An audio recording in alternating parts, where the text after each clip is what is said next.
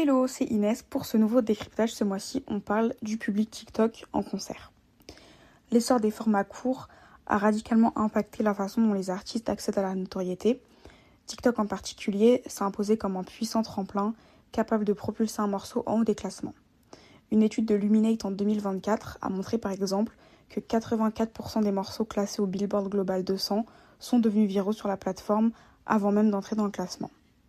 Une fois la viralité enclenchée, un autre phénomène se produit et souvent le morceau devient plus grand que l'artiste lui-même et attire un nouveau public, parfois très éloigné de la fanbase initiale. Ce nouveau public, parfois appelé public TikTok, découvre un artiste à travers un seul extrait tourné en boucle et résultat, lorsqu'un concert est programmé et que ce tube viral est au sommet de sa popularité, beaucoup achètent des places pour vivre ce moment en live. Ce phénomène peut paraître bénéfique à première vue, mais il entraîne des répercussions sur l'ambiance des concerts parce que cette nouvelle audience peut apparaître comme parachutée entre guillemets et impacte parfois l'intensité collective que les concerts sont censés générer. L'arrivée de ce nouveau public crée un effet de contraste. D'un côté, on a les fans de longue date, engagés, qui connaissent les paroles, l'univers, la discographie de l'artiste, et de l'autre, un public plus passif, parfois silencieux, qui attend un seul titre pour s'enflammer. Cette division dans la salle peut casser l'énergie du show et frustrer aussi bien les artistes que leur premier soutien. C'est ce qu'a exprimé par exemple Franglish récemment à la fin de sa tournée dans une vidéo partagée sur ses réseaux sociaux. Il a dénoncé l'attitude d'un public TikTok venu pour un ou deux tubes et je cite « statique pendant tout le concert jusqu'à ce qu'arrive la partie de la traîne qu'ils connaissent ». Ce ressenti illustre une réalité que vivent de plus en plus d'artistes issus de la scène urbaine ou pop en particulier qui sont beaucoup exposés à ces pics de viralité.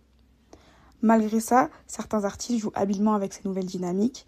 Jason Derulo, par exemple, s'est emparé des codes de TikTok en allant jusqu'à intégrer les danses virales dans sa scénographie.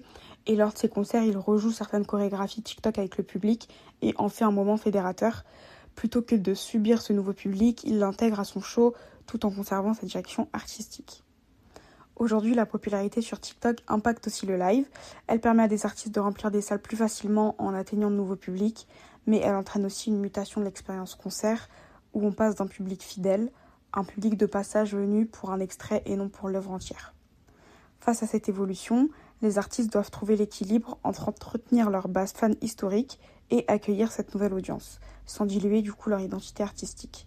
Parce que ce qui compte, c'est surtout de convertir ce pic de viralité en une relation toujours plus durable. Merci d'avoir suivi cet épisode jusqu'au bout. N'hésitez pas à vous abonner à notre newsletter en scannant le QR code qui s'affiche à droite de l'écran ou en cliquant sur le lien dans la description. À très bientôt pour le prochain épisode.